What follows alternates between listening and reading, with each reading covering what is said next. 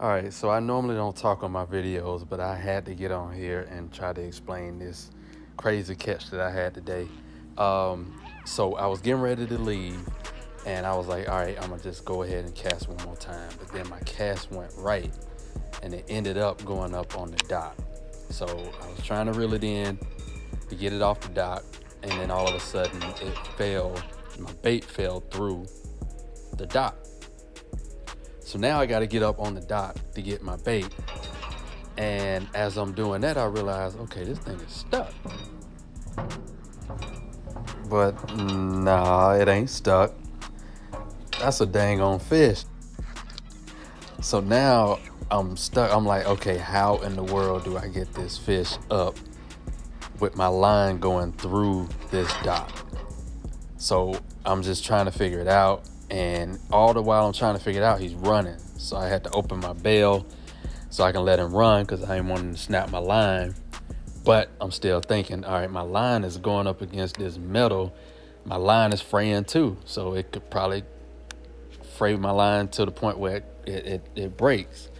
So now I'm like still trying to think, okay, what am I going to do? So I decided to just back up and try to make it to my tackle box to get my needle nose pliers.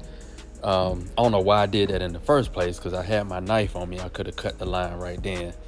But you can see he's still pulling the line while I'm trying to back up and go to my tackle box. So I just sit there for a minute and he's just pulling. I mean, you can see the bail just going, the reel just going. And then so I just let him run for a minute, and then I said, all right, I need to try to figure out something because he's gonna pull all my line out if I don't do something quick.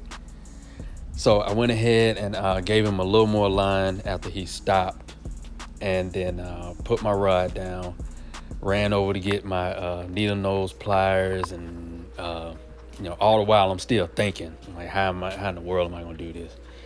So then I was like, all right, well, I just cut my line and, I just retie it. So I grabbed my line from my rod so I know where it is. And as I'm getting up there, I'm like, wait, I don't see my line. Like, I see the line that I have, but remember, it went through, and I don't see the other part that I can grab to be able to cut. Because I can't cut what I have in my hand, because I do that, fish is gone. So now I'm like, all right, I need to try to make it back to my other rod. So I grabbed the second rod I had because I was going to use this rod to pull the line from under the dock. So I ended up doing that. That worked. But then I'm like, ain't no way I'm going to be able to make it back to my other rod, which is probably frayed anyway. So I'm going to just have to cut it here and tie it on this second rod that I have. But then as I'm starting to do that, he started to run again. So I was like, I can't let this, I'm gonna have to let this line go because he's gonna cut my hand if I try to hold on to it. So I was like, I gotta move fast, cut this line right here, tie it onto this new rod, and just let it happen. Then my battery goes dead. So I don't have any camera footage at that point.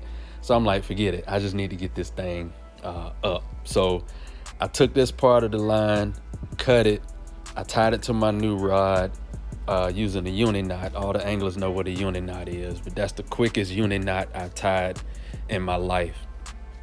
So anyway, I end up getting the fish up. So with one hand I'm holding the fish, the other hand I'm trying to get my scale, which is not working. So I have to like open the back, fill it with the battery, finally got the scale to work, weighed it, and then I had to put my camera back on because I'm like, I got to get footage. So I had to put a new battery in with one hand, put the camera back on so I can get footage of the release.